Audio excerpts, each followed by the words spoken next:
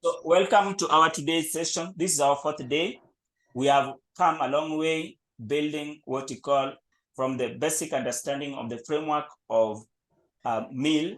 We went further and developed the logic models, and our core interest was developing theory of change for the specific case that we wanted to change the livelihood of youth living in Kibera slums.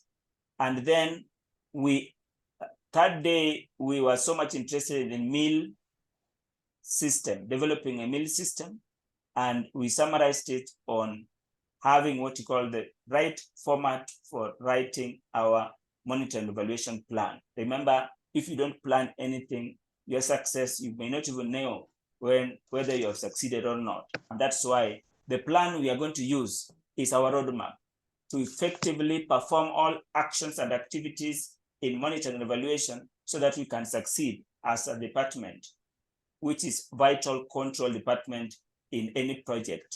And remember, we report to the project manager. We are the eye of the project manager.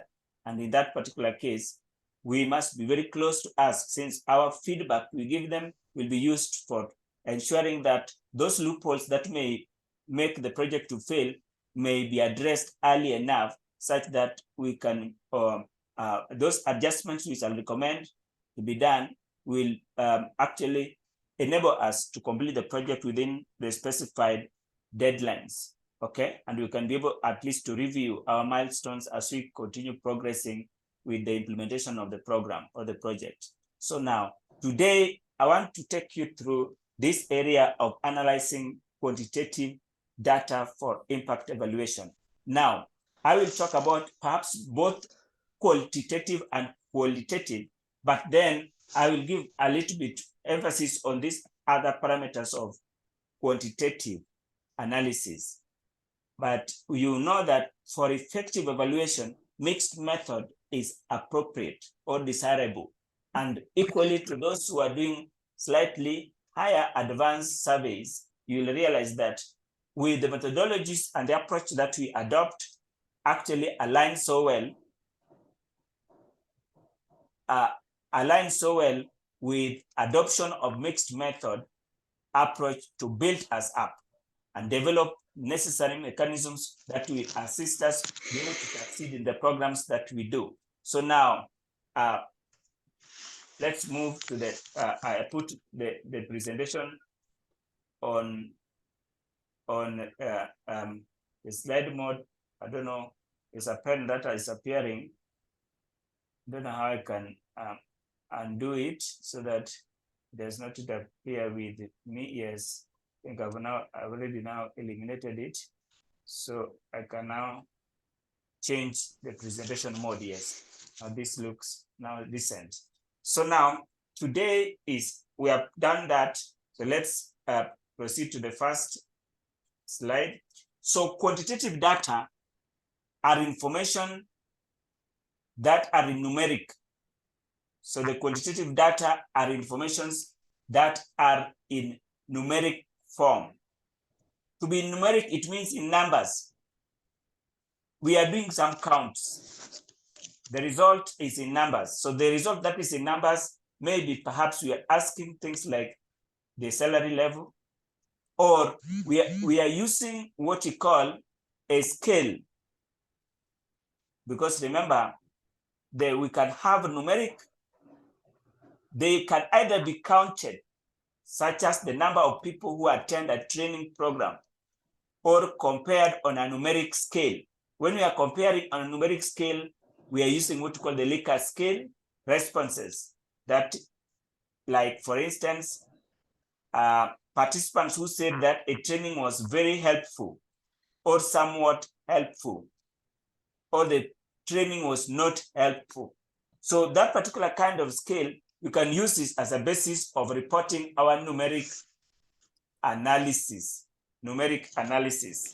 Yes. So there are two main types of quantitative data that you'll ever meet anytime you do any kind of analysis, regardless of the kind of software that you will use. Their analysis types still remains the same, regardless of the software. So the first kind of approach is Yes, Hammond is saying that we need to help those who are unable to join.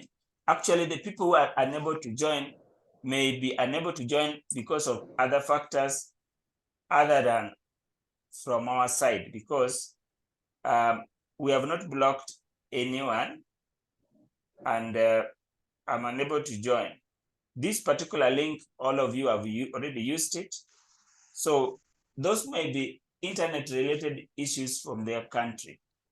And it may be difficult because there's no way you can be able to assist them. So they only need to keep on trying so that they get out, get in until, yes. So I think the person who was saying he's not able to join now has already joined. Yeah, you just keep on trying because it's outside our circle of influence with regard to you not being able to join the class. So I'm trying to emphasize that our numeric analysis, quantitative analysis we shall perform are in two categories. One is the categorical data. This categorical data is one of the key areas where at least we have plenty of analysis that we perform.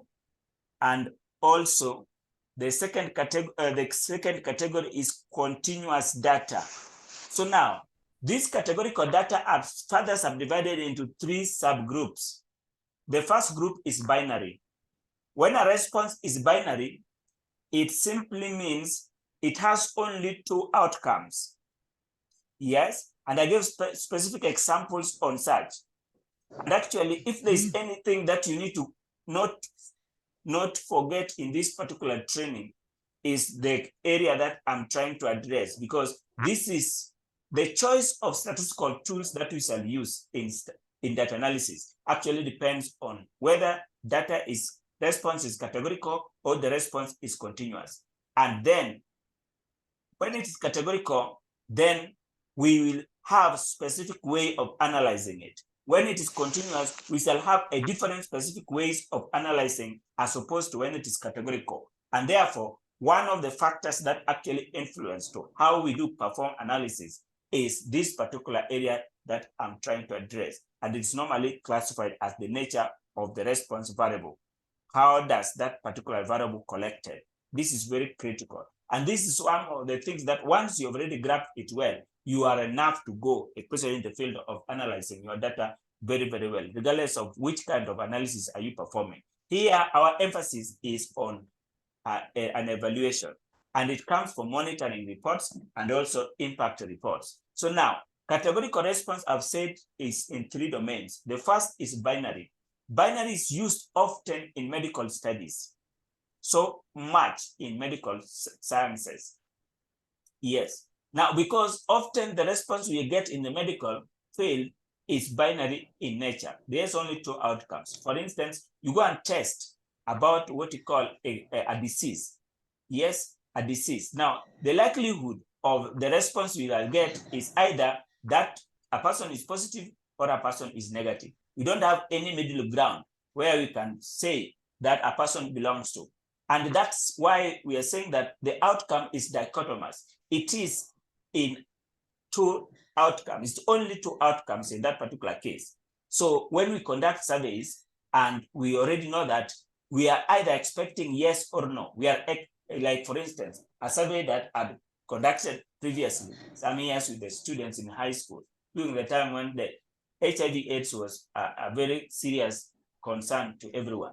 Then we also are linking HIV/AIDS with the so-called sexual debut. So we are trying to investigate within the learners in high school, if at all they can accept to have delay their sex until they get married. That one was the main subject. And the response we expected from them was yes or no. So we asked a student, they tell us, they tick for us yes or they tick for us no. When a student tick yes, we are so much interested in looking at what are it that promotes yes, so that we can build a paper trying to advise or the parents on what they need to do, even other teachers, what they need to do, if at all we want so many girls and so many boys in schools to say yes. Yes. So we were so much interested in predicting yes or predicting no. What is it that promoting no? what is it that promoting? Yes, that is the subject of our study. So the study was only, we call it, the response in this particular case was binary. Now, apart from the binary, we have what we call nominal response. Now, the nominal response actually are responses that where we use number, but then number does use arbitrarily. It does not have any significant meaning attached to that particular number. Like, for instance, we are trying to investigate marital status of the respondent. Now, the marital status of the respondent, we shall say 1 is married, 2 is single, 3 is separated, D is divorced. Now, if we end up saying that married people will give number 1, single will give number 2, number 3 we give to separated, and then divorced or widowed we give number 4 and 5 respectively. Now, what it comes out here is that the number that we have represented in this particular response does not have any meaning at all with the variable in question, which means 1 has no relationship at all with being married. 2 does not have any relationship at all with being single. So number in a nominal response has no meaning at all with the variable in question. But the third level of classification, which is ordinal, now a number has a meaning. And in that case, we normally present this. This is what we have.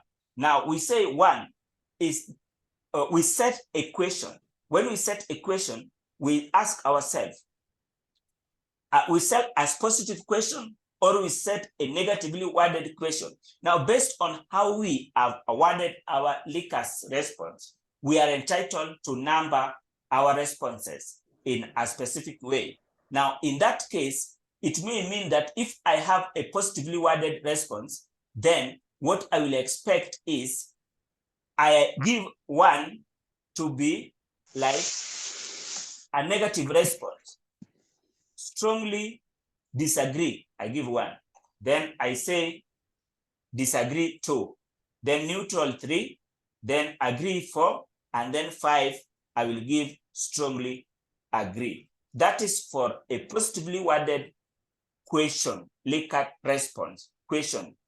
But when the question is negative, then instead I do the reverse. So what I do now, when I gave the least value was 1, strongly disagree, now I change. I say strongly agree 1, because the response was a negatively worded Likert response. Likert response is very commonly used and in most of the surveys that we conduct. Yes, and it has equal different kinds of treatment. Even in the surveys that you are going to do to assess perhaps from the respondents, if they are satisfied with the services, the project that we gave them, then at least we may design what to call some of the Likert responses to collect their opinion, their agreement, level of agreement with that particular response. So it is very important that every person that is involved in the design of the instrument may understand and know exactly when do we use this particular kind of Likert responses and which, how do we go about analyzing them in the same manner. Okay, so I want to give chance for 2 of us who have raised their hands. How are you? Good evening. Good evening. Yeah, actually your slide is not moving, so I got lost somewhere. There, you said there are three levels of categorical data. This is binary data and nominal response data. The third one, I didn't get it clearly since the slides are not also moving. Okay. So maybe if you can be able to repeat that on us, please. Okay. I'm sorry that I never expounded the slides. I never talked about all. I'm just explaining from my head. I'm not endorsing the slide. But then what is happening here is that I can repeat it. So we have said that there are two broad categories of classification of responses that we get from the respondent. Any kind of response that we get from the respondent, we can either classify them broadly into 2 subdomains. So one is categorical response. The categorical response itself has 3 other sub-classifications. So the first sub-classification is the binary response. And I've said binary response is actually used so much in medical surveys that are being conducted in biostatistics. So you will find that why is this commonly used in medical studies? Because often even if at all we are establishing a prevalence of a disease, the outcome is a disease is prevalent, a person has a disease or a person does not have. A person, the area is infected with malaria, or it is a place which is perhaps declared not to be a malaria, having a problem with malaria. So the response, what we expect when we are doing such kind of surveys are a dichotomous response being given from the side of the respondent. So that's what we are calling a binary. Now, when the statistical approach to binary response is that we need to code them. When we are going to do what we call data coding, we need to code binary response in this framework. We give one, we use 1 and 0. It is recommended that we use 1 and 0 as the denotations for coding. So now 0 is used as a reference. Like for instance, I'm trying to test the prevalence of COVID-19 in a specific area location. Then I'm coding myself in the system. I will code 0 when a person is negative, and I will code 1 when a person is positive. Why am I doing this?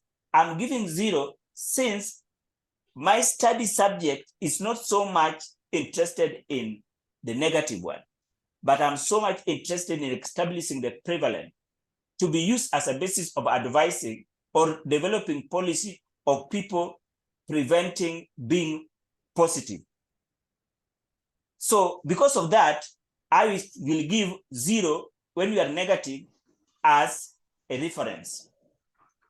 So that's why the coding is changed. Now, once I'm through the binary, I move to what we call nominal responses. Now, nominal responses, we use number because remember we talked about quantitative.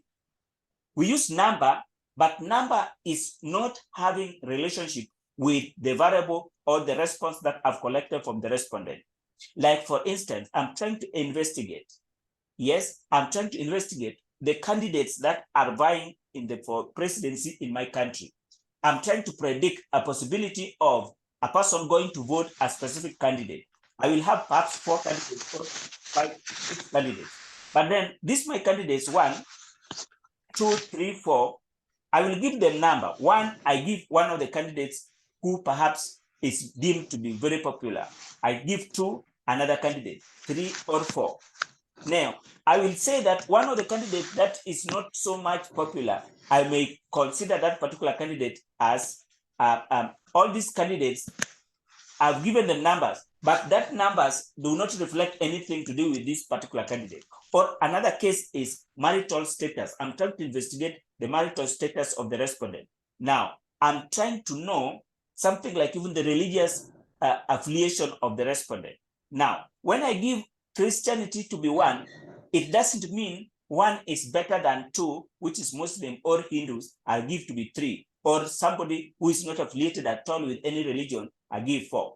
Now, according to the numbers that I've given, it simply means number does not reflect any level of magnitude with regard to the particular subject that I'm trying to investigate. So numbers are used, but they don't have meaning with the subject that we are trying to investigate.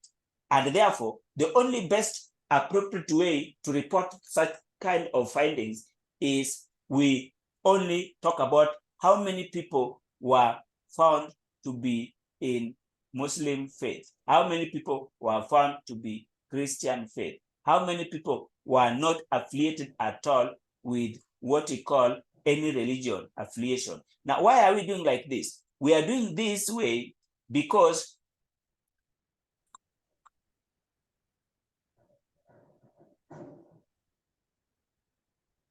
we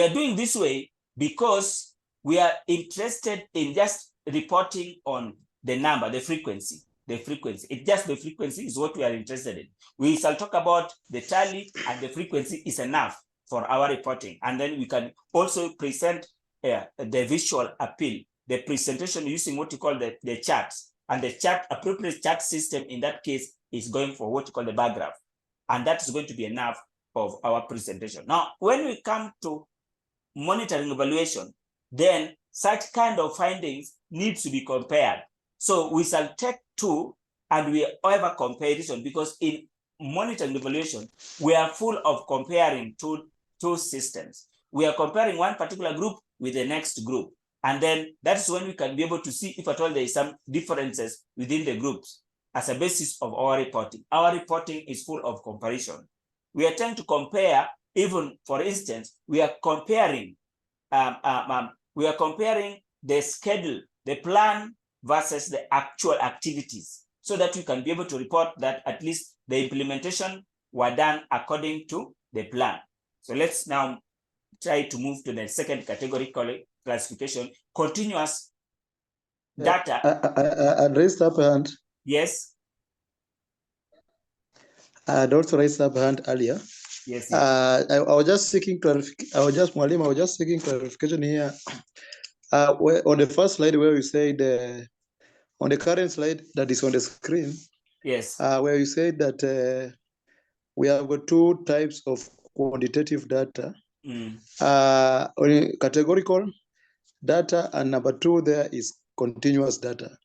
I thought that since you had said that quantitative data is simply number data, what we are measuring, yes, it's in terms of numbers, and qualitative definitely will be text in terms of text. There you've said we have got two types of quantitative data. Number one is categorical. Categorical, I thought that it's a type, it's more of a qualitative data than quantitative. Now, the classification I'm talking about here is that we are using number in the representation of the categories, different categories. And when we go to the analysis, it is the numbers that we are analyzing. We are not analyzing the qualitative component of it. So that's why we are including this one. And we have different models of which are quantitative in nature, but the description is the result of the outcome we are trying to describe is a categorical response. And that's why we have different models of analysis, like we are talking about ordinal, logit, or probit models. We can have all these other very different models. We talk about ordinal, we talk about nominal. All these are fitting very well with what we call quantitative data analysis softwares. Quantitative data analysis software can be able to analyze this because we have given the quantitative, the qualitative components have been represented with numeric form, in numeric form, by simply, and that's what I'm trying to explain, that it can be binary. We can say 1, 0. We can say 1, 2, 3, 4 in what you call nominal way. And we can also say 1, 2, 3, 4, and 5. Likert scale response. And all these are actually a qualitative, but then we are using number in its representation, and therefore they qualify to be called quantitative data analysis. And that's why our software for quantitative data analysis can be able to analyze them very well. So I think that is well understood. Now, number two, yes, number two is continuous. Now, when a data is continuous, it has also two classifications. The first classification is called discrete variable. Now, when we call a discrete variable, that particular response, it takes the form of a whole number. Like we are trying to talk about the number of children you have. Definitely, you cannot tell us that you have 2.5 children. You must just tell us that you have 3 or 4 or 5 or 10 children. The number of people in the household, how many people are you keeping in that particular house? So you can only give a response which is a whole number. Animals, whole number, responses. Now, the simple definition of discrete variable is that they are countables. So immediately you talk about all variables that we get from the respondent which can be counted. Even if this amount of money you have, you can simply count them, are called discrete variable. There is no very thin line between discrete and continuous. Now, the second category, which is called continuous, are responses that we can only use an instrument to get the result. Like, for instance, your temperature. We can never get your temperature. We can never count your temperature. We can only use a thermometer to give us your temperature at any given time. And that temperature also tends to vary with perhaps the the time of the day when it is. So now when we are using instrument to get the result of that particular response, we normally say this is an example of our continuous variable. They often have decimal points. They can have 2 or 1 decimal points. Yeah, that's another characteristic. Some are even recurring. Like when you have a response that continue recurring, like 0.3333 recurring, the some are recurring. So all continuous variable, one characteristic of it is that we can only get result after we have done some kind of measurement. One classical example of continuous variable is the age. Age looks interesting, that people normally say I'm 40 years, I'm 55 years, or I'm 30 years. While in the real fact, age can never be a countable variable. It falls under continuous variable. Yeah, why? Because by the time I'm talking about I'm 40 years, actually I've ignored so many other things like months. I've ignored even some days, seconds. Even by the time I'm talking, my age continues increasing. And that's what makes age be a continuous variable. It's something that continue increasing. You can definitely talk about exact. It's when I see your approximation. We often do what we call approximation in continuous variable. Now, this continuous variable and the discrete variable, they don't have any difference when we're doing analysis. So it's only understanding of this understanding of classification is merely for the sake of what we call our understanding on the difference between countables and measurables. Countables and measurables. But if we go to what we call data analysis, we normally use parameters like mean. Mean is very important because the mean of the, you cannot get mean for categorical data. It doesn't make a lot of sense. We only get mean for this category of either discrete or continuous variable. And remember, this particular mean is very sensitive to these extreme values of outlier. And therefore, we will be expected to do some thorough data cleanup before we can be able to report on these elements like mean. And that's why taking this kind of classification is your first step to the analysis world. Data analysis, the first step to it is this understanding of classification of the responses you are going to collect from the respondent, because every response will be treated on where it belongs to. And that will determine the choice of statistical tools we shall use to analyze that particular response. And that's why I'm emphasizing that if this particular session, you can forget everything, but never forget about this kind of classification, because this is your beginning to the data analytics world. This is your beginning of doing data analysis. So after this, you will realize that wherever you find, even after you're using Excel to perform data analysis, you will be expected to choose appropriately with methodology of analyzing it, because they're not the same. When I'm here, even the kind of graphs that I choose, I can use things like line graph. I can use what you call histogram when it is continuous. Now, I can't use that in categorical responses. Yes, so there I use bar graph, I use pie chart. If at all, I'm only describing 3 categories and below, 2 and 3. But if at all the responses is more than 3, you are not allowed to use what you call pie chart. You now go to simple bar graph. And for comparison's sake, we are so much interested in those bar graphs because they give us a very good display of comparison. We want to look at these people and this other level. What is the people who performed well? Now, the people who performed well, why did they perform well? Is it as a result of the project that we did to them? We have already doing what you call analysis on the impact of the program. Okay, so let's move now to the next step after this kind of classification. Let's move now to the second slide. So now, quantitative data analysis is the process of using statistical methods to describe, summarize, and compare data. And I've told you, there's nothing so in our M&E or in our impact evaluation assessment, comparison is very key. Anything we are going to compare, because there's no way I'm going to do an impact analysis without comparison. And that is why methodologies of comparing target group. I'm going to just talk about them in this particular session because that is the main thing in trying to establish whether your program had what you call significant impact to the target group. Your analysis will vary based on the type of data you collect. And that type of data can either be binary response, ordinal response, nominal response. Analysis of quantitative data or continuous. Analysis of quantitative data allows your evaluation findings to be more understandable, so you can use them to strengthen your program and give your appropriate report to the stakeholders who gave you the assignment for you to do. Okay, so we move slightly. Planning quantitative data analysis. So now we say everything that we do, there must be first stage of planning. We plan. We plan for the program that we are going to evaluate. We also plan for data collection.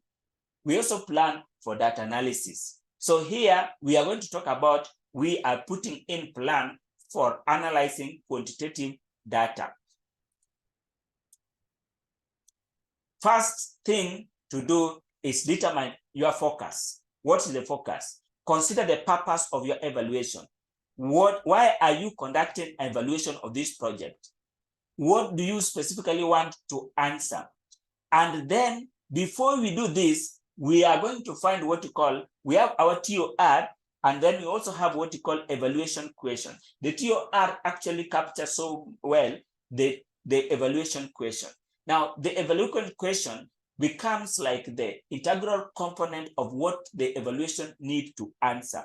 And that is where you need to get, where is your purpose? You must be able to identify that in the first beginning. What is my purpose? Because the evaluation must respond to the purpose of the evaluation, which simply means by the time I'm going to complete my report, my assessment will be, have I succeeded in answering all the questions that were this evaluation was supposed to answer? By the time I'm giving the stakeholders, the donors, the report that I've written, I go back to the TOR that they gave me so that I use as the basis of evaluation. Have I addressed comprehensively their centers of interest? So it simply means your evaluation at all costs and in all process and steps must remain relevant. And being relevant, it means it must conform to the objectives of the evaluation itself. Each piece of information you collect should be useful in understanding and improving your program in the short term and also in the long term. Yes, because we have different kind of evaluation. When we talk about evaluation, we have different kind, but the most common one is pre-evaluation, which is like the baseline survey, and then we have midterm evaluation, which is like the format. We have formative evaluation, and then we have endline evaluation, which is done when the project is almost complete, and therefore we only need to do the general assessment on exactly how, whether we have met the objectives of the evaluation. Your data analysis will provide the information that you need to do. Decide how you will use your data to improve your program, because the main thing here is that we want to use our reports to better our future when we are doing other programs. It is providing a basis of lessons that will be learned so that the people involved in the program become better by time. That particular experience will be taken elsewhere in other program.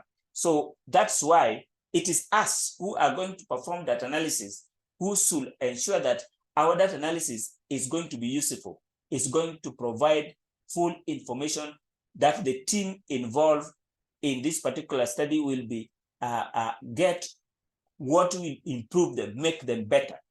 Okay, so decide who will analyze the data. This is very important. Now, your data analyst should have a training and experience in analyzing data, and they understand all the procedure of particular software that perhaps the organization is using. Yeah, and we have a range of software. It's not also bad to specify that you have to use one specific software. You may even interchange them, because sometimes you'll, like for instance, we have a software here called SPSS. This particular SPSS is not so good when we come to what you call data visualization. It does not provide very nice graphs. Yes, which at least can be appealing to new people or new babies in the world of statistics. Now, what do we do in such a case? But then we can blend it up with other softwares like even Microsoft Excel or Power BI, or perhaps we use R or use Python in that particular order, because we can decide now we are going to add this our software, which is not very much giving us very nice reports, with the one that can provide us with very beautiful reports like Power BI, and also we have Microsoft Excel. Now, these particular softwares that actually support very good visualization, they are the softwares for data science. And the lowest software in data science is Microsoft Excel. Excel is one of the most powerful inventions that has ever been made in this universe, if people do not know. That tool is very powerful, especially in the world of program and project. Yeah, you find most of the adoption of Excel is very high. Almost 2 billion by now are using Excel in their everyday basis. But the knowledge in Excel is just a very small fraction that people know, because that particular software can do so much. Yeah, especially in the world of monitoring evaluation, Excel is enough tool that you can use even to do your analysis and do everything. When we actually, some of you at least attended our advanced Excel training, our trainer actually took us through another level to an extent that when you see Excel, you don't see the Excel you know. You see another thing, that a tool that can fit almost everywhere. And that one of the training that you require so much is Excel training, especially with regard to monitoring and evaluation. Yeah, because it is very, very vital. It will assist you to perform so many, and it's friendly because it is free for everyone. So long as you have Microsoft Word, Microsoft Suite, you will have it there. They will come with Word, it comes with Excel, it comes with this other PowerPoint, yes. So when more than one person analyze your data, everyone must use the same systematic approach in analysis. And we need to put one person to check whether quality is being integrated. That's why in any data analysis department, there must be roles and responsibility and reporting lines, such that the head is responsible for checking exactly how the junior staffs are doing the analysis. Yes. So that is exactly what is going to be expected in our department. Develop a data management system. So data management system will assist us. It's not already in place, please put it in place. Yes. So what will data management system do? It will store, organize your data. We can use them in a spreadsheet or database. Now it will assist us improve the quality of the data. And before I put those, when I put data management system, I will also ensure that cleaning of data takes place there. I clean my data. I try to ensure that the data is complete. Yeah, I check for completeness of the data. So the blank spaces, I have to ensure that those blank spaces are fully filled before analysis can begin. Those extreme responses, I need to eliminate them before I can be able at least to begin my analysis. The entries that are duplicate, I need to identify them, because we have the system as a procedure of identifying duplicates, and then I can be eliminating those duplicates before I can be able to proceed with my analysis, which means I need to integrate in the entire data cycle. I need to integrate quality metrics in each and every step to ensure that I work with a data with high level of integrity that I can rely on to give a report for the management to make decisions based on the reports that I've already presented to them. And this currently is very key. Yeah, it's very key. If you go look like the standards that have been outlaid by organizations like United States, USAID, then they have a way by which, before you do what you call any analysis with the data you have collected, they want that particular data to pass through what you call quality deployment system that they've created. So until that particular data has passed that system, then you can be allowed to continue with what you call analysis. Yani the organizations are becoming so serious in this part of data because they don't want to have any compromise in the data. Data is the current engine of all organizations. So we treat it with very high esteem. When you are going to do impact assessment of your project, this becomes your critical tool. This data becomes your critical tool. You put a high level of observance, you put a high level of checks and balances to ensure that you are working with data with very high level of quality. Yes, because we are going to use that particular information to feed to all our stakeholders. And therefore, we don't want to get it wrong here. You cannot get it wrong. And if you look at what happens in our university, sometimes you even get scared. Yeah, something that is very, very vital, the data analysis component, is hardly being handled well. Yeah? They don't. Yeah, they are training people, they are collecting a lot of school fees, but then people are getting disappointed so much in this particular field of data analysis because even the way they are being handled, being trained, is very, very poor. Otherwise, now, but if you go and investigate, the problem is the lecturers themselves. They don't understand this field called data analysis. And therefore, you cannot give what you don't have. That is a law. Yes. So you only give what you can have. And that's why students are really struggle. So what do? They look for some other people to analyze for them. They understand nothing. They end up graduating. And then when they go to the field, that is when they are going to be disappointed with those their degrees that they acquired. Yeah. So now, so this is a very vital area. And one secret is use YouTube and use what you call consultancy firms to upgrade your skills in the data field, because this is also one of the areas with the highest level of jobs even currently. Yeah, if there is a field where at least still very promising is this particular field of being able to analyze the evaluations, etc. Clean your data. It's likely that there are occasional errors in your data. For example, some field may have been intentionally left blank. Once you have been entered into your data management system, review them for errors and make adjustments as appropriate as much as possible so that your data will be error-free. Obtain data analysis software.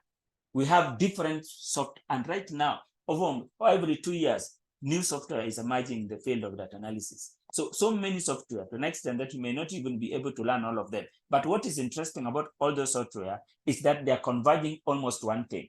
The report that you will produce, regardless of the software you give out, is almost going to be the same. So it simply means there's a standard there's a standard way of trying to merge our differences when we are using these particular tools. We call them data analysis tools. So the quantitative data for the basic statistical methods described, you use spreadsheets.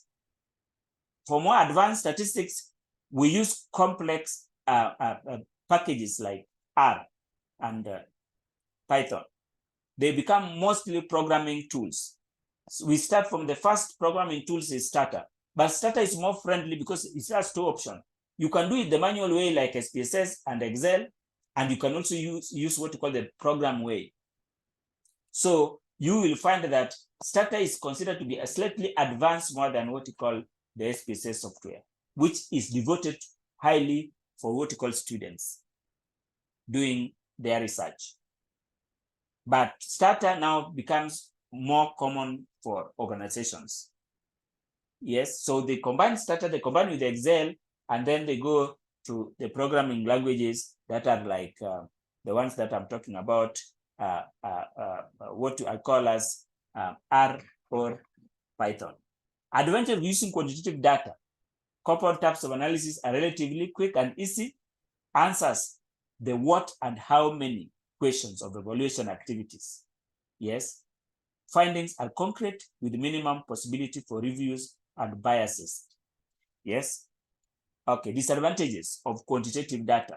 Data collection can be time consuming, may not answer the why of evaluation activities. For more advanced data analysis, software and training needed for analysis can be costly. But one disadvantage of this software also is that they cannot comprehensively answer questions of changes, which simply means for me to have a very comprehensive report on the changes that the program has brought, I must be able to blend this particular software with the quantitative part. Yeah, the qualitative analysis is highly preferred because they tend to go in depth and can be able to establish all the changes that they were registered during the time that the project was being implemented. And I told you the changes are so much focused on the evaluation. And we start from the change in skills, change in attitude, change in behavior. Those are some of what we call the arena of changes that we expect to investigate. So, and the question we normally ask is, after this program was implemented, what are you able to do differently, which you were not able to do before this particular program was implemented in your area? Now, you are waiting for the response from the respondent will simply tell me about the impact of that particular project or how useful the program has been to the target group. That particular question that I've already addressed. What can you be able to? And this is a very common question that is being asked everywhere, even when you find presidential debates. They normally ask every president, what are you going to do differently? It simply means that is a question of evaluation. Yeah, because what that question is trying to establish is that there's already an existing government system that has been there. And your government, compare the two. What will you be able to do differently to lower the cost of living of your people? What will you be able to do differently to reduce the to lower weakening of your dollar in your country? What will you be able to do, which perhaps your predecessor has failed to accomplish? That is a comparison question. And anytime you hear about a comparison question, that is an evaluation question. And that's what's more common in our meal here. There is going to be a lot of questions trying to test on comparison, comparing two different classes of people, comparing baseline and the data that we have just collected after the implementation of the program. We're going to compare the two so that we try to establish, are these changes we are seeing as a result of our program, or there could have been any other intervening factors that could have resulted to these particular changes that we are seeing here. So those are very fundamental questions. And in evaluations, we become very, and this is the place where there's money. Actually, if at all there's anywhere where there's money in the field of surveys and research, it is in the evaluation. So acquiring and owning up skills of evaluation, you're putting yourself in the right direction, especially in the field of trying now to attract money. People who are involved in evaluations, you can wake up, you can change your living standard in a very short time because of this particular skill. So these are areas that you have to gain the power and all the things necessary so that you can be able to build up a lot of knowledge in the field of performing impact evaluation. This is the main job. This is the main job now. It has a course on its own, even a very big training running for almost 10 days, one-on-one, 8 hours per day for 10 days. That is 80 hours contact. For you, at least now, by the time you're leaving, even if you have come from your country, we're actually inviting you from November and December, if you can prioritize visit our country so that you're going to come for an impact evaluation training of 10 days, physical one-on-one. We really encourage you guys so that you can. Well, these ones we are doing is we are trying to crash over within a very short time. And this is not the real thing. A training needs to be a lot of exchange, like what we are trying to inculcate during the time we are trying to do the theory of change. We do a lot of feedback, such that now by that feedback, you are also building you up as we are growing, and part of learning. It's very, very necessary for that kind of learning to take place. Analysis of M&E data. In baseline surveys, analysis can reveal the following: participants' characteristics in terms of gender, age, marital status, schooling status, residence, and other important attributes, which simply means by the time we are going to collect what we call demographic characteristics of the respondent. And why do we do this? We collect this also for the sake of comparison. We want to compare within our gender, which gender is more than the other. And perhaps what are the reasons attributed to that? Yeah. Age. What is the significance of age? Yes, there's an age that's more productive. So we want to look at our age that's more useful and productive. Are they fully engaged in effective production of the resources of the community? If they are not, then what are the reasons that is causing this to happen? So this particular kind of analysis is important because these biodata are used as a basis of also making very critical decisions. Now, the frequency specific behaviors and risk and protective factors are also one of the areas of our interest when you're doing M&E data. Now, we may have perhaps a behavior like the number of youth involved in drinking alcohol. And at what age do they start drinking? Those are questions of behavior. Since if we realize that there is a tendency of youth starting even engaging in sex at slightly early age than recommended, then what do? We begin what we call a behavior change program, which will targeting to transform this particular youth so that they avoid this practice, which has a very risk factor on even their future. So we are trying to assess the frequency of behavior. In monitoring and process evaluation, this is now activities monitoring. We are trying to get results. And then I said last time that when we are looking at activity monitoring, input monitoring, and output monitoring, we are simply looking at the lower chain of the program: input, activity, and output. We monitor at that level. We monitor. There are no changes that, and that's where quantitative analysis applied often. So I'm trying to differentiate from you, when do we use quantitative more and when do we use qualitative more? We use quantitative more when we are trying to assess efficiency of the program, and that will be based in monitoring the processes, monitoring the activities level, monitoring the input, monitoring the output. But we use qualitative more when we go to tracing the changes that has been attributed to our program, since that is somehow an in-depth analysis. And an in-depth analysis, you can hardly use one particular method to be able to establish it comprehensively. So what we adopt is mixed method. We are going to use both quantitative and qualitative to be able to report our findings on the various changes. And the first change here is going to be change in outcome. And then next is the impact assessment change.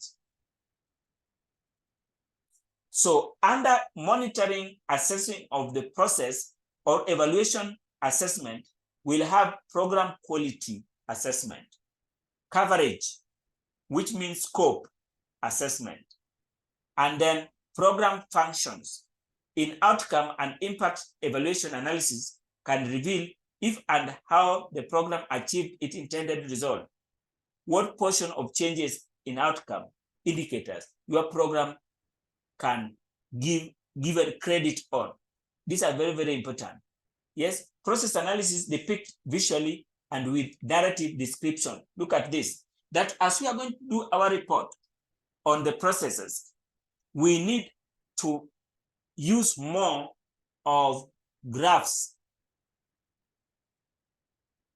and clear explanation, clear narrative supporting those particular graphs. And sometimes we may even start thinking about using things like flowcharts to depict how the activity flow moved from the start until the end. We have those particular lengths of flow. Yeah, flowcharts is very common here as a parameter of description, because we want people's mind to be linked, to link the entire process in just a piece of paper. They can be able to see it. Like you going to a company to do, you are trying to look at whether the departments that have been created there are effective. You will try perhaps now to have understanding of the department's linkage with each other first, and you use what you call the flow chart to be able to depict how the flow of events happen entirely in the entire system. Then now you think to be able to assess which particular function is a duplicate of the other, or making things not to flow fast so that you can send them home to increase efficiency of our processes.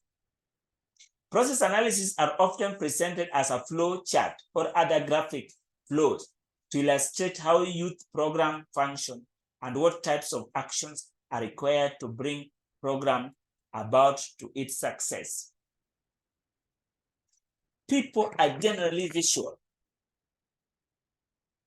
People are generally visual. Whenever they see a very beautiful diagram, they tend to stick in their mind for a slightly longer period of time as opposed to the words.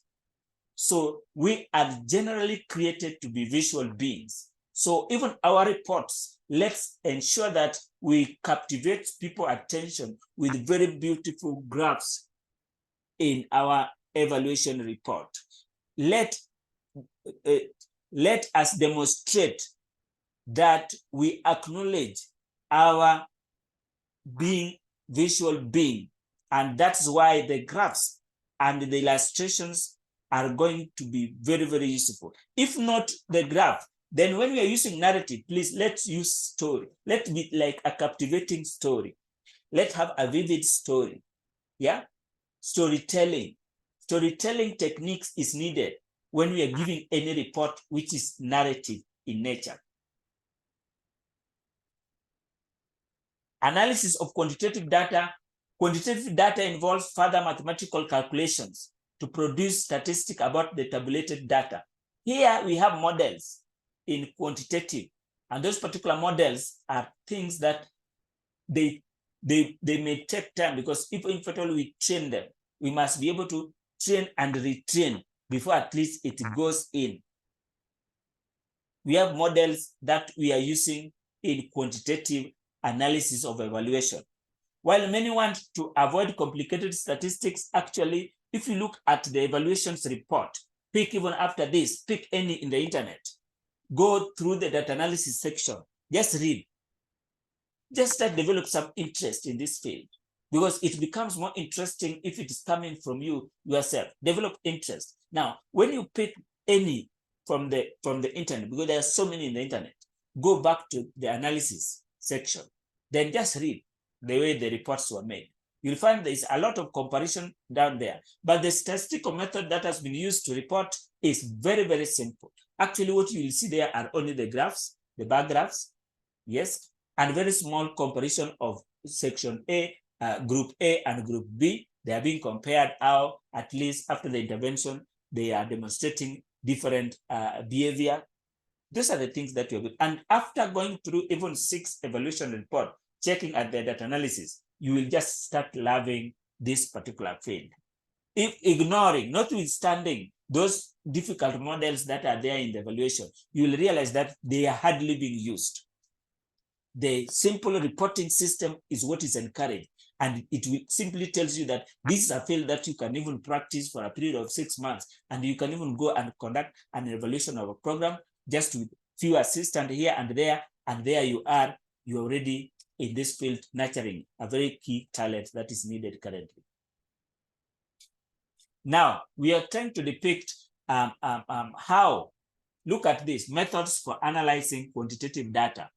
Processing method, we can do what you call tabulation. What it simply means. Triangulation, we have things like tabulating. Now add what you do to the data. Under tabulation, add items in columns of register or in survey response. Where the data come from, client records. So this is a case whereby the data, we are talking about the secondary data we are getting from the client's records and adding up. How to get the information, take totals and percentage for each item for a given time period. That's how analysis now is performed when it is tabulating. How to information presented. We present using tables, bar graphs, or pie chart. Then what about this last one? So what to do with the information? You compare. So exactly this particular section, you will simply find exactly what every data will be treated. It's either you shall perform cross-tabulation, trying to compare two items, choose two data items to see how they are related.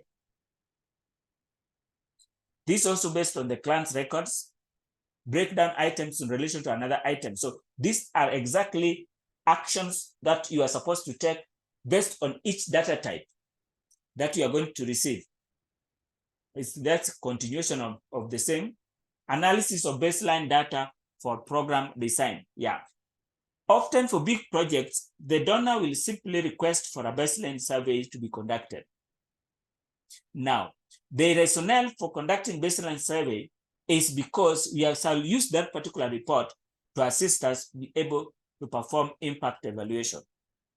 This is a case whereby perhaps the respondents cannot be put either in control group, and therefore the only method that we have to do is to go for collecting the baseline survey. So what is it that we call baseline survey, and why are we performing it as the starting point for evaluation?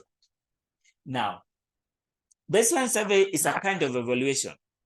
Actually, the name for it is a pre-evaluation. When you hear the word pre-evaluation, that simply means baseline survey. We are so much interested in knowing what you call the general characteristic of our population. And we are so much interested in identifying the behaviors that are existing in that particular target group that are prerequisite to the program that we are implementing.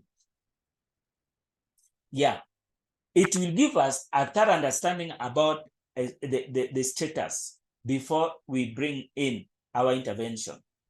That knowledge is important because we are going to use it as a reference point. When we have already done a change, we have where to refer and say that these changes were ours. So many other things may happen in the community that may bring change, not necessarily to your program. And that's why this particular kind of documentation is very, very key that you perform. Analysis data related to program level objectives. To measure program objectives, data are collected during monitoring and process evaluation to shed light on the design, system, and program functioning and implementation of the program. Now, during the implementation stage is where a lot of activities normally take place. A lot of resources are being committed. Actually, 75% of the resources of the program are committed during the implementation stage. So many activities take place, and it's also the stage which offers the highest level of lessons to how programs can be implemented effectively to increase success. So when we begin trying to analyze data to test for what you call outcomes or objectives, then this stage is very important that at this level, we have to measure each and every those outputs, how they are actually contributing towards fulfilling the objectives. Comparing results to the targets. So this is a way also of doing analysis, that we compare result with the targets. Now look at, for instance, this case. Inferential statistic identifying. So inferential statistics are like making comparison. We have descriptive statistics and inferential statistics. Now the inferential statistics, we are so much interested in identifying the relationship. Is there a significant relationship between those who smoke and those who do not smoke with regard to the following key parameters of our program? Now, after we have established that we don't have any significant relationship between these particular groups that we are doing for them comparison, then we go to the qualitative part to investigate why is it that we don't have a significant difference between these two groups. If we also find that there's a significant difference, we need to explain further what brings the significant difference. So we are using qualitative data analysis. We are using qualitative method to beat up our quantitative information, because the quantitative alone may not be able to provide an in-depth information for justifying why that particular thing is happening. And that's very important for completeness in terms of the information that we want to present to our donors. Those who drink and those who do not drink, how do they perform in their marriages? Now, we are trying to trace if drinking affects perhaps marriages. If we realize that there is no significant difference between these two classes of people, then we need to know why is it that there is no difference. If we find there is difference, we need to understand what actually are the key triggers for this differences. So anything that we get, which yes or no, we require justification why it is yes. We require justification why there is no significant relationship between those two groups that we are comparing. Remember, we have said here that evaluation is about comparison. And we have how to do a comparison. Sometimes you don't even have, like for instance, you are doing activity monitoring and you don't have even what to do the comparison with. You cannot fail not to have what to do comparison with, since we have what we call the plan. The project plan was done before the implementation took place. So this particular plan, we can use it for comparison purposes, just trying to assess if at all the implementations were done as per the plan. If it was not done as per the plan, what could have been the factors that led to that? And how did the project team reacted to that kind of deviation? Because remember, I'm also trying to assess the efficiency of the project team converting raw materials into the finished product. How were they operating efficiently? What our recommendation as evaluators? If not, what could they have done differently to avoid the dangers that were witnessed as a basis of the way creating information that they will use to learn new things? Yes, so this is very, very key. We cannot be able even to exhaust. Look at now, I have the indicator. I told you that this evaluation, when we perform, we have indicator. We are doing everything comparison against the indicator. So management plan written, approved, and disseminated. Target, dissemination by end of first program quarter. Checklist, data source, checklist, actual performance. So we are trying to compare every indicator. We have to establish a target for it and then the actual. So we are comparing target and actual and trying to look at if at all we have some deviations that is acceptable. If it's not acceptable, we attribute that to perhaps weakness in our program implementation team. So in the process of us trying to conduct evaluation, we are also evaluating the work that was done by the people who are in charge of implementing the program itself.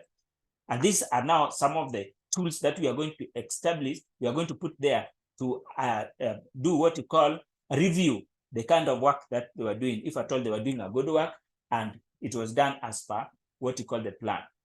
So far, so good. To that particular extent, I may be able at least to have a small session of inquiring from you guys on what your points are with regards to what we have presented, before I can be able to highlight further methodologies, or perhaps further methodologies of doing comparison.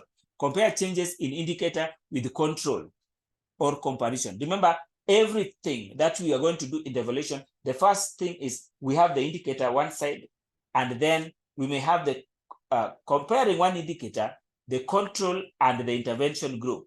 The control is, for instance, we want to supply water tanks in a place called Langata constituency in Nairobi.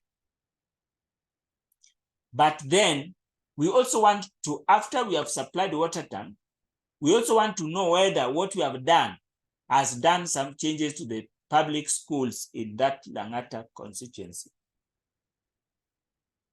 But then we have not done any baseline survey, or it may not be appropriate for us to perform baseline survey. So what do? We shall divide Langata into two parts, two groups. schools, we shall highlight all public schools in Langata constituency and then divide them into 2 groups arbitrarily. Then the first group, we shall give them the water tanks and ensure that water sanitation and hygiene in the schools are not compromised. So we shall put all mechanisms of monitoring our program implementation process with the schools that we are selected. One specific group of schools, we shall not give them anything. We shall use them as the control group. So control group offer us what we call counterfactual. The basis of performing evaluation is based on counterfactual, the comparison group. So the people whom we never gave the water tanks are going to be used as the comparison group. The people whom we gave water tanks are classified under the intervention group. So our interest is to compare the changes that there are to the groups we supplied water tank versus the group that never received the water tanks. What are they able to do, which is a bad practice? And perhaps the people who were given water tanks, now they can be able to adopt a new behavior. So we compare the 2 groups. That's going to be wonderful.